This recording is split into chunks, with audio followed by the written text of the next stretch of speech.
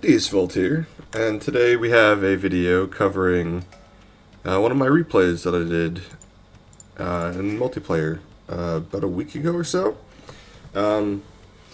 So it's first Big Maloe, who you probably know, and so here's a little bit of the backstory. So I had been just playing a couple multiplayer games, and I hadn't played in about a month and a half, and so I lost about 12 out of 15 games over like a 2 day period. And so I was getting kind of frustrated. And I queued up this game and I was playing versus Gujaras, who are very, very strong right now. And basically, as Bulgarians playing as a Cav Civ in Castle Age, because you don't have crossbows, you can't actually play into your knights because their camels just eat you alive. Um, so I was like, well, I just can't go for standard knight play then, and I'll have to figure out something to do. So I saw he was Gujaras. Gujaras have terrible infantry, and I was like, okay. I'd scouted about this much of my map, and I was like, I have a wood line here, I have a wood line here, I can wall between them. He should be somewhere around here. And you know what? Screw it. I'm at 9 pop, gonna go up, and I'm gonna do fast castle into longswords with Bulgarians, and play that way.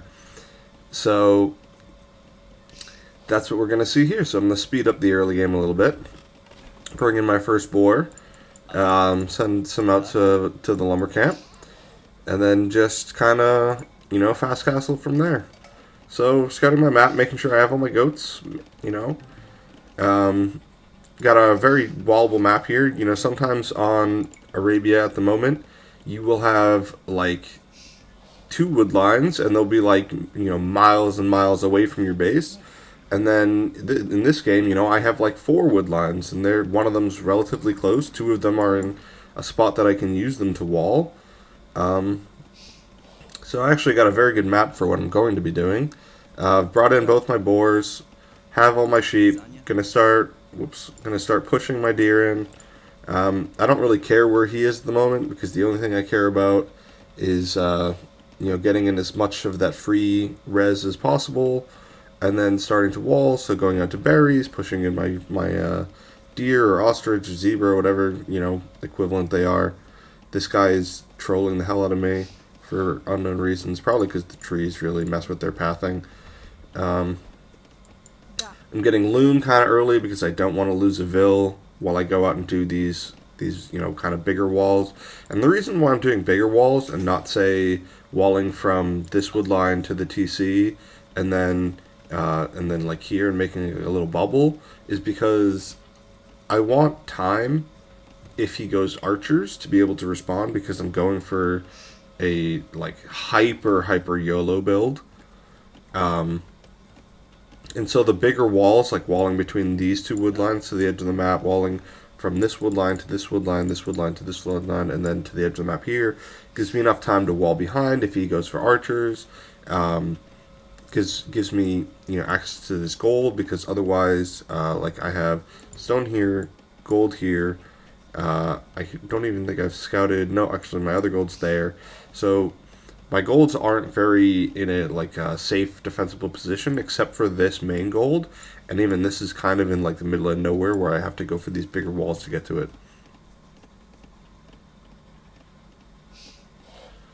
But I'm pushing in the last of my deer that I have. I see a scout there, so I'm like, okay, quickly, slap down two houses here. That way he has to run all the way around. I already have loom, shouldn't be a problem. Camel Scout, it has 70 HP, which I think is kind of busted in feudal or in Dark Age, but it only has 2 attack in Dark Age, so it's not very much a threat to villagers at least. And I'm sending out vills to gold, and do I queue up this fast? That'd be pretty quickly. I guess I queue up at 25 pop. Wow. The good thing about this is you don't need a whole lot on gold, which I guess is like an upside and a downside. Um, Now, as Bulgarians, you know, you get the free men-at-arm, longsword, two-handed swordsman upgrade. Um, I don't actually go to this woodline, I just go to the edge of the map. It's kind of a mistake by me. But he only has his camel scout in here. Again, not as much of a threat to Vils as a scout would be, because it has one less attack. Queuing up market. Obviously, I'm going to be selling my stone and using that to, you know, buy some more food because I don't have the exact res that I need.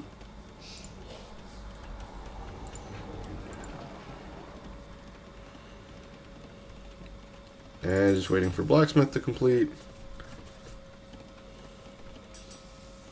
And there we go. We're up to Castle Age at 1240.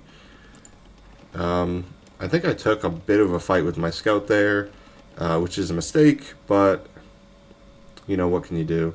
Letting my scout out. His camel scout is still in here. I think I'm gonna wall behind this. Put a gate in. Yeah, there we go. Is he inside the gate? What's going on with that?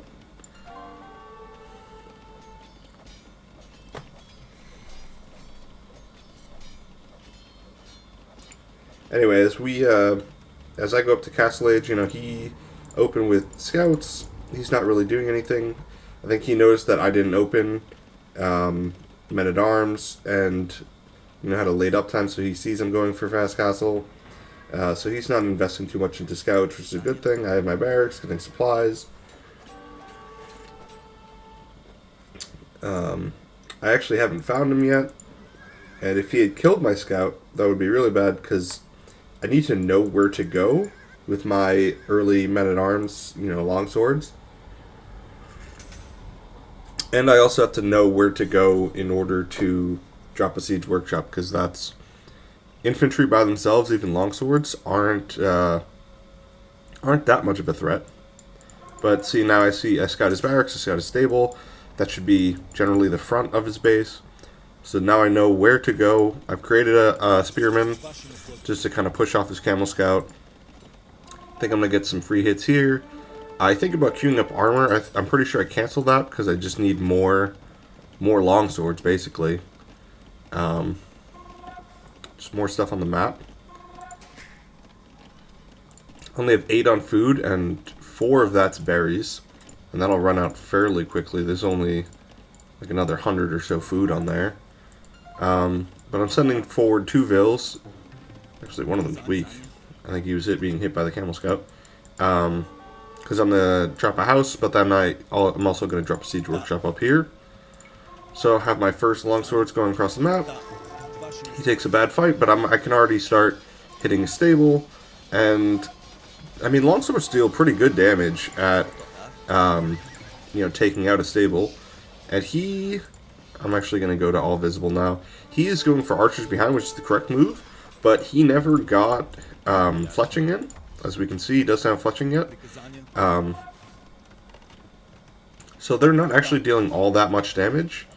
So archers have, what, 4 attack and 5 once they get fletching.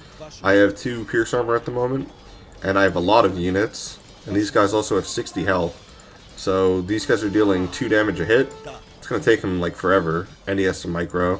And everything's being pressured at his base. I'm getting out a battering ram.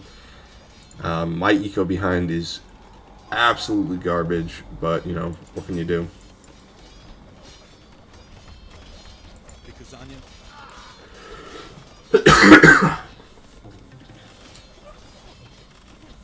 Excuse me.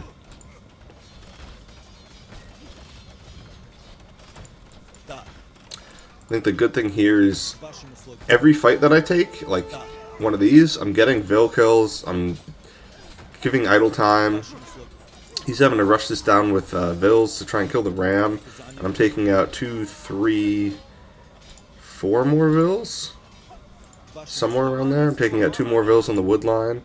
If we look at the villager population, I now have a 6 Vil lead. Most of his economy is idle, so even though my economy is very bad, you his is just objectively worse at the moment. Like, all of his farmers are idle. Taken out everything that he has at my base. I've set these guys home because, I have the siege workshop up. I probably might have been able to drop another barracks, but I don't have the food to produce from it, so it's better to just drop it into more farms. I actually think I had these guys set to a tree, and then the tree, got chopped up, and now they don't go to anything. So now he's in Castle Age.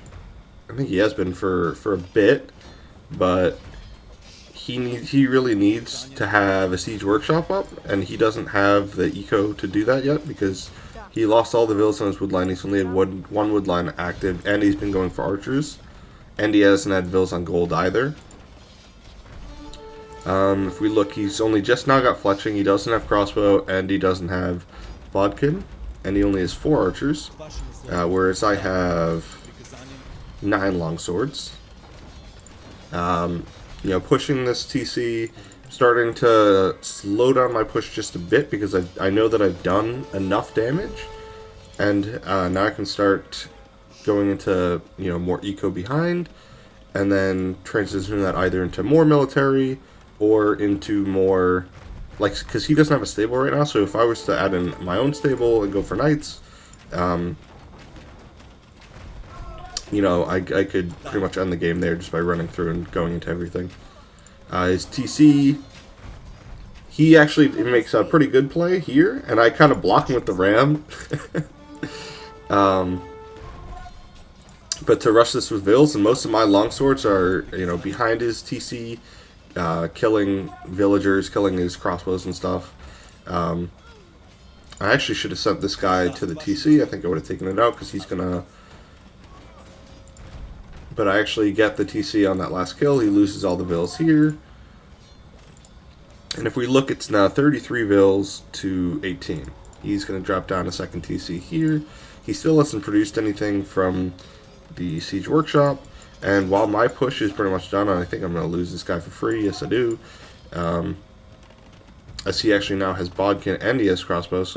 But he doesn't have any units on the field. Like, if we look, he has 1 military unit, and he has 18 vills. I have 10 military and 34 vills. So but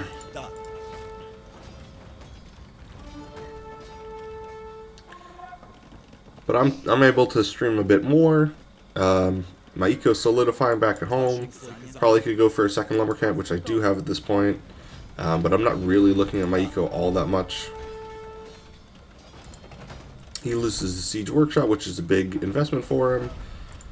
I think he's going to lose this mangonel here just by the slimmest of margins. Yep. And now it's basically back to the same point that we were at earlier, which is I'm pushing his TC and he needs to get a siege workshop up, except that he's now like 15 villagers down from where he was at before. He said none on food other than his goats, which I probably should have taken out the mill. I hadn't even thought of that. Like, if I had taken out the mill and then sent the goats back, that would have been A, hilarious, and B, just would have won me the game. But now we're going to do a little dance here where he's shooting the ram and trying to take it out with fills. I have my guys inside the ram, in and out, in and out, in and out.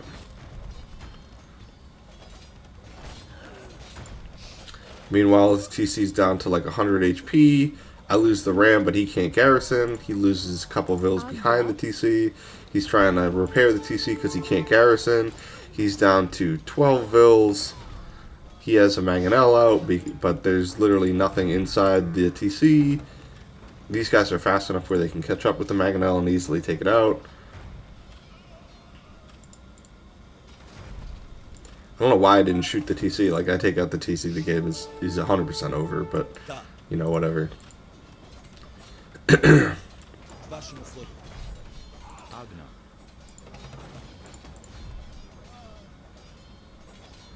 Here he is.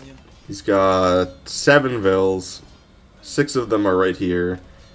Versus 4 longswords with upgrades. And he calls the GG. Anyway, I thought that was just a bit of a humorous game.